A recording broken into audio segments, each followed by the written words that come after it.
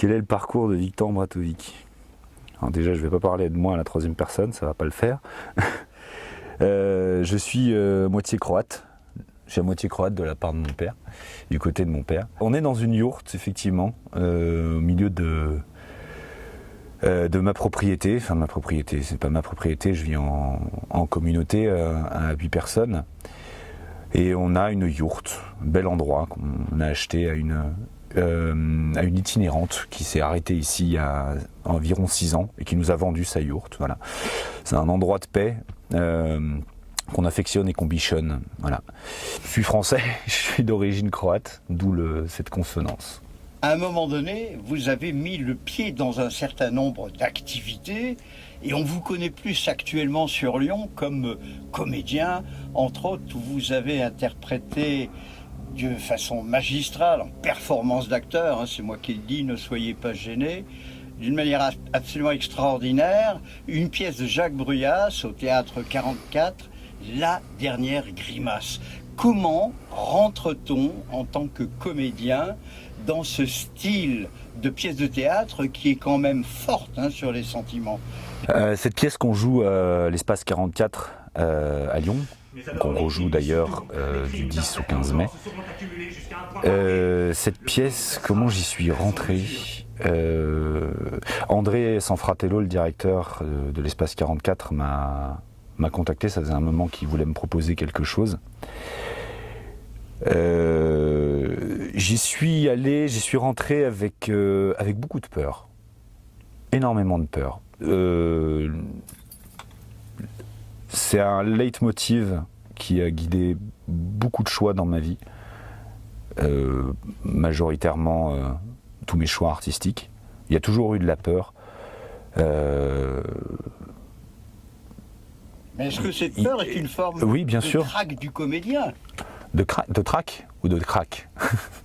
De trac. De trac, c'est pas le trac. Le trac, c'est une sensation qui vous prend, selon les gens, quelques heures, 20 minutes ou quelques secondes avant d'entrer en scène, où on se sent plus incapable de faire quoi que ce soit.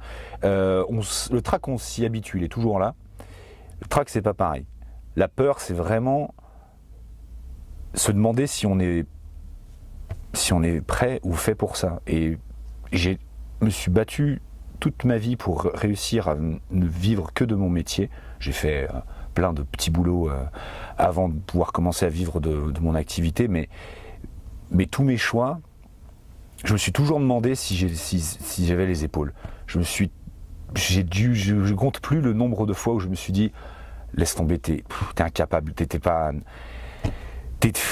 c'est bon, tu vas arrêter ce métier. J'ai toujours eu peur, et c'est toujours été un leitmotiv, parce qu'il y a eu une forme de défi aussi, de vouloir aller au-delà de ça. Et quand j'ai lu, une après-midi, on a fait 2 lectures de La dernière grimace de Jacques, et la première m'a enchanté. Je me suis dit, oh, waouh, ça c'est un défi pour moi. Ça c'est waouh, je vais vraiment m'amuser. À la deuxième lecture, là j'ai eu l'angoisse. Je me suis dit, je sais pas dans quoi je vais m'embarquer. Comment jouer ça? Comment jouer ce texte avec cette densité poétique, cette densité intellectuelle qui est C'est une histoire qui prend au tripes. Elle prend au tripes, et ça a été notre leitmotiv justement par rapport à la densité du texte. Avec Sandrine, notre travail consistait à rendre ce texte organique, le plus organique possible, à se rapprocher du corps, à se rapprocher de la peau, de la sueur, de la salive, et aussi des émotions.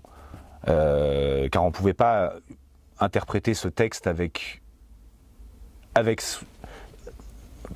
seulement sa poésie et son intellect, puisque l'intellect et la poésie sont déjà dans le texte.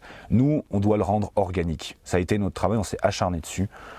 Et il y a eu beaucoup de dangers et de peur, justement, à se jeter physiquement et émotionnellement dans un texte aussi dense. Que pensez-vous de ce texte, de cette histoire, qui a quand même des relents de vérité? C'est des relents, c'est peu dire.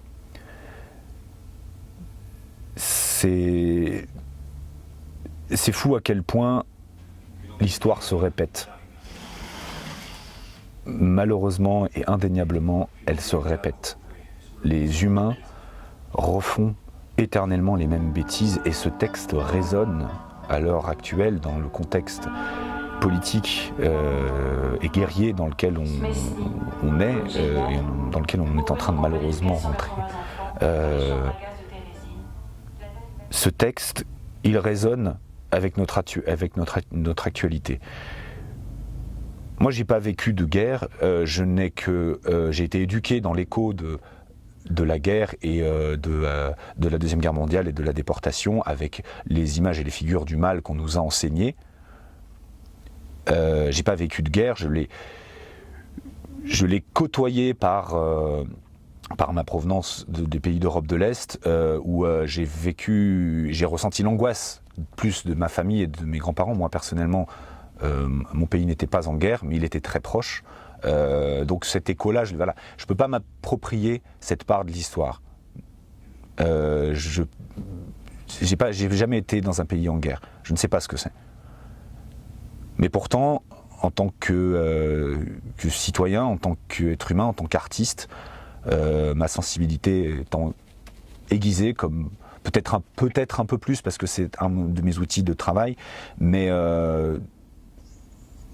je suis bouleversé de voir que dans le texte, je retrouve et ressens des phrases que j'ai envie de hurler de colère aujourd'hui, à la face de nos dirigeants, à la face des choix absurdes que peuvent faire les êtres humains pour juste survivre ou pour s'accaparer du pouvoir.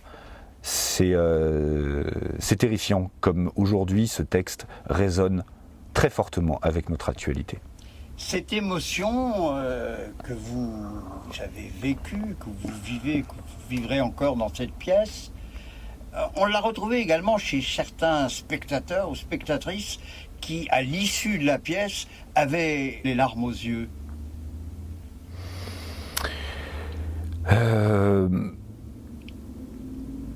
Je crois que c'est pas que l'histoire. C'est pas que l'histoire, parce que j'ai pris la décision depuis quelques années d'être dans un engagement le plus complet possible. C'est purement de l'honnêteté. J'essaye en tout cas, humblement, d'être le plus honnête possible avec les gens qui viennent voir. Pour ça, je ne peux pas me permettre de faire moins. Il faut être engagé. Il y a un engagement, je cite le texte, il y a un engagement immédiat. Il y a un besoin d'engagement immédiat. On ne peut pas faire sans sincérité. Donc, l'engagement dans le jeu, il consiste à ouvrir le maximum son cœur. Parce que ce qui est dit dans le texte est déjà atroce. Ce qui est raconté déjà sont des choses qu'on sait. La poésie va nous bouleverser, mais derrière, il y a l'être humain. Comme je vous ai dit, moi, j'ai pas vécu de guerre, donc je peux pas vous retransmettre ces émotions. Par contre, sur scène, il est nécessaire d'être complètement ouvert, complètement sincère. C'est un endroit de danger et à la fois de sécurité, parce qu'on prend le risque d'ouvrir son cœur, sa poitrine, pour qu'on puisse lire dedans, et en même temps, on risque rien si on est complètement ouvert. À partir de ce moment-là, les gens peuvent lire dans votre âme, puisque vous ne leur avez absolument rien caché et rien refusé. Et du coup, c'est certainement pour ça qu'il y a un contact avec le public, un impact avec les émotions, et voilà, quelque chose d'organique. C'est vraiment un mot qui nous a conduit sur tout l'ensemble du travail qu'on a fait avec Sandrine, la metteur en scène, organique. À partir du moment où on est comme ça, on est presque en contact épidermique, sans l'être, puisqu'il y a cette barrière de acteur et public, mais ça doit être ici en fait que ça doit se passer, là et les poils quoi. À partir de ce moment-là, l'information du texte, vous en faites ce que vous voulez. Nous, ce qu'on veut, c'est avoir un contact presque intime dans les émotions. Donc oui, il y a des gens, ils sont ressortis bouleversés, ils sont ressortis parce qu'on les avait piqués, on les avait gênés un peu. On cherche pas à faire une performance gênante exprès, comme il en existe beaucoup dans le théâtre contemporain.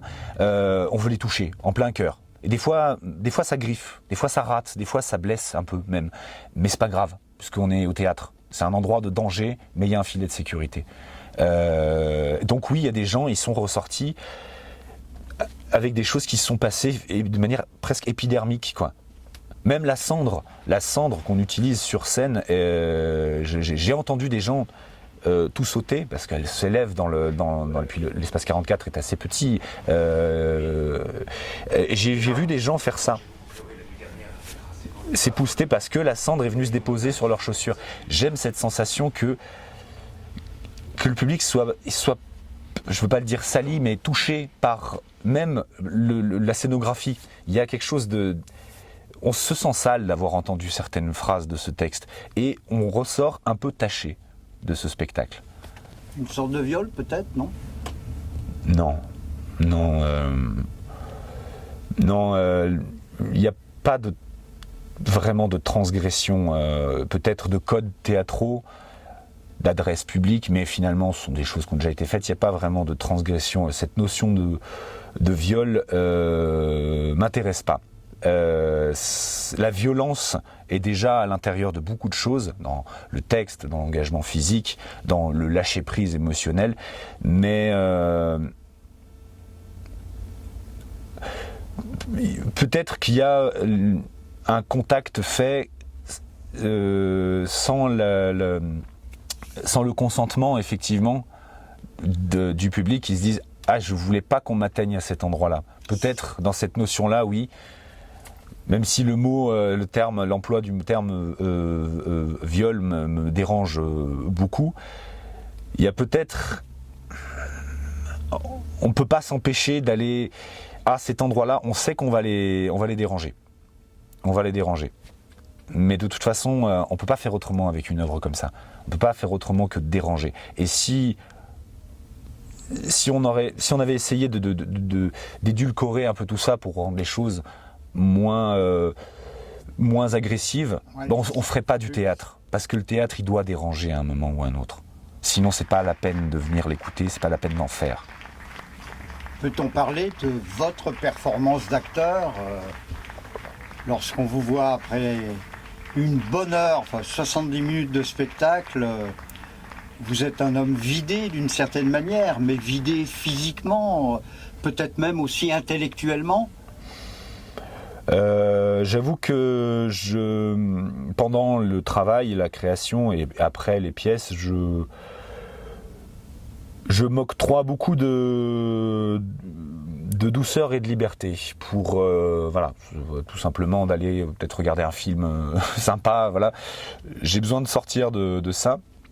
Alors vider, oui, physiquement, c'est quand même assez physique comme pièce, mais tant mieux. Moi je pratique beaucoup de boxe et d'autres arts martiaux et je sais que on fait pas les choses à moitié dans ce genre de discipline, surtout la boxe. On va au-delà de ses limites, surtout dans l'entraînement.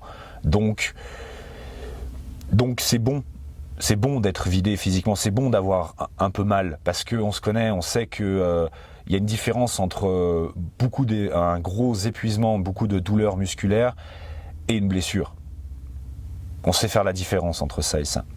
Ensuite,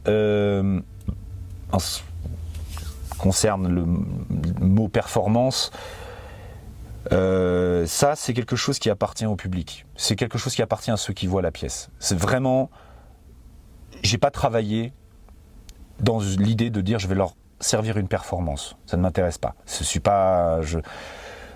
J'ai pas cette prétention là. Je me suis dit, le texte qu'on me propose, il est tellement dense, si on ne va pas au-dessus, on va se planter. Il faut le rendre gigantesque. Et pour ça, il faut s'engager complètement.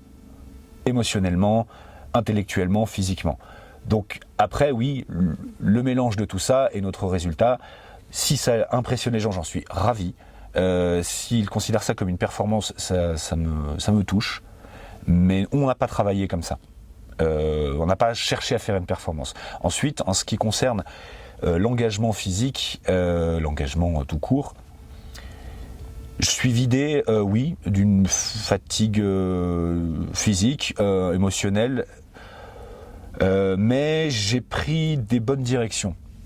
J'ai commencé à travailler avec le texte, a commencé à m'attraper, le personnage a commencé à grignoter un petit peu et à prendre le pas sur moi au début du travail, parce que je m'alimentais moins, je documentais énormément sur les camps de concentration, sur cette période entre 30 et 45 et j'ai vite arrêté.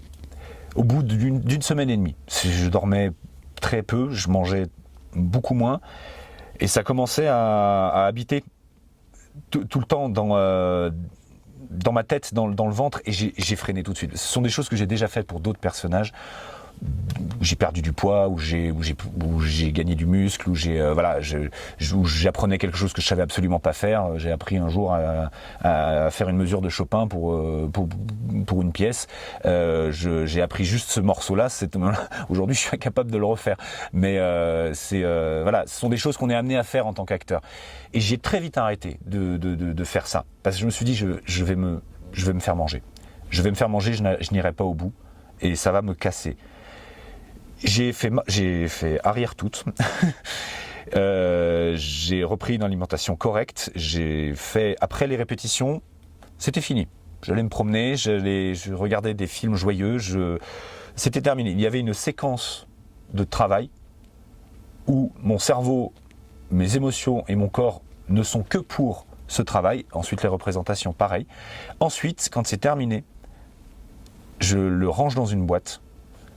Et je redeviens moi. Je fais autre chose. Ça n'empêche pas qu'il y a des choses très personnelles qui passent à travers dans le texte, mais en tout cas, je me suis mis intérieurement et physiquement en sécurité pour éviter justement de me blesser avec des méthodes d'acting studio qui sont très alléchantes parce que c'est très c'est très d'actualité. On a de grands acteurs et actrices qui pratiquent ce genre de préparation de personnages, mais au cinéma et au théâtre, ça ne peut pas fonctionner. On ne peut pas fonctionner comme ça. Le théâtre, c'est plusieurs fois. Le théâtre, c'est plusieurs représentations. Vous devez tenir plusieurs mois parce qu'il y a des tournées. Et donc, si vous abîmez votre outil de travail, vous abîmez la pièce et donc vous ne rendez pas honneur au public qui vient vous voir. Victor Bartovic, merci. On a modestement décrypté un peu votre personnage. Une petite question.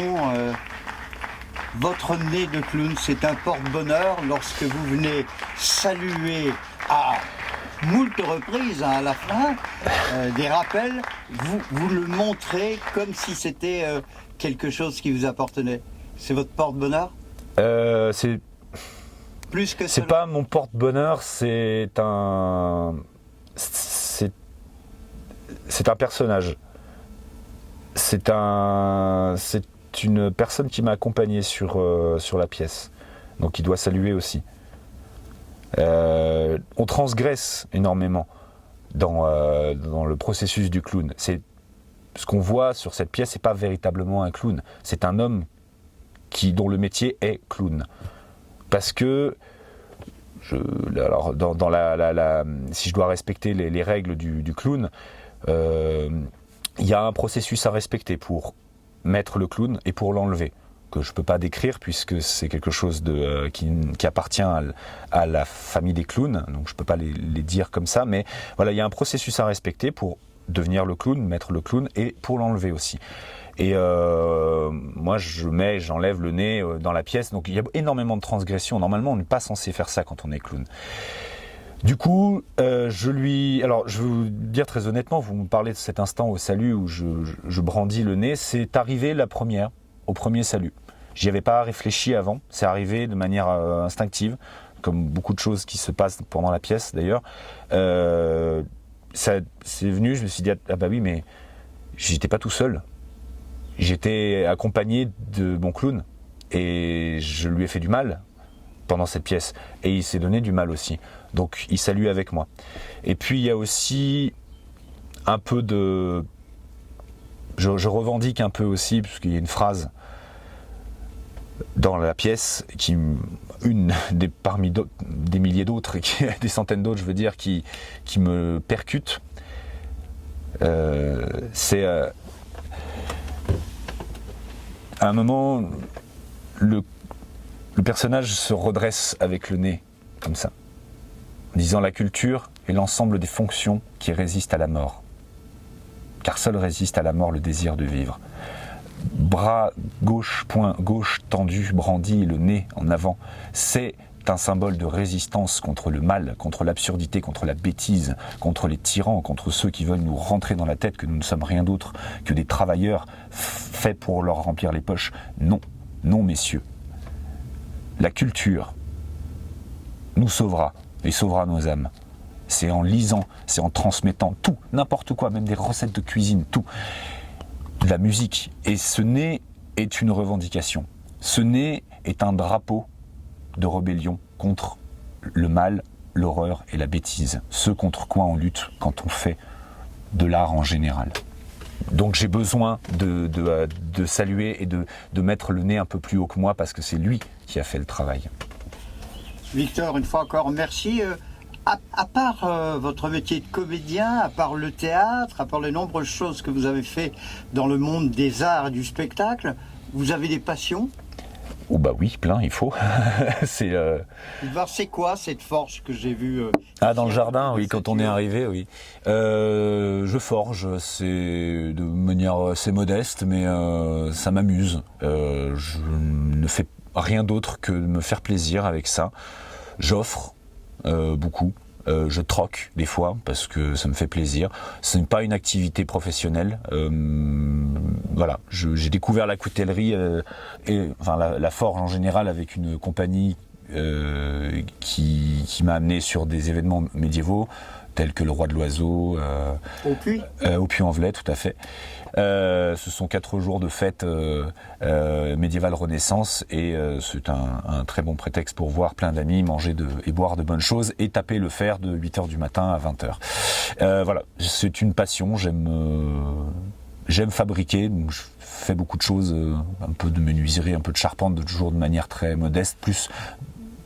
J'ai appris à faire ces choses-là beaucoup au théâtre d'ailleurs, pas tant la forge mais plus fabriquer avec le bois, le tissu, parce que la nécessité fait loi et qu'il faut fabriquer son propre décor des fois parce que on n'a pas une compagnie qui a de l'argent, donc on fabrique son propre décor, on fait ses propres costumes, donc on apprend à devenir multitâche quand on fait du théâtre, quand on fait du spectacle. La forge, c'est une passion. Et puis c'est très méditatif. Et puis ça apprend beaucoup l'humilité. Parce que le feu, le fer, le marteau, l'enclume, ça peut être traître. Moindre mouvement de travers, tout est raté, il faut recommencer.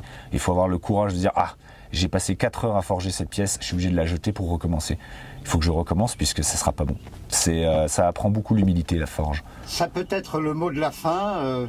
La vie, qu'elle soit professionnelle, personnelle, humaine, relationnelle, est un éternel recommencement. Oui. Le cercle du bien et du mal sont emboîtés de manière... indéniable. Oui, c'est un éternel recommencement. On peut choisir, par contre. On peut choisir de recommencer les mêmes bêtises ou de recommencer le bien, de faire en mieux. Continuer à faire du théâtre, continuer à fabriquer des choses avec les mains, continuer à fabriquer des choses avec l'esprit et avec le cœur. Merci.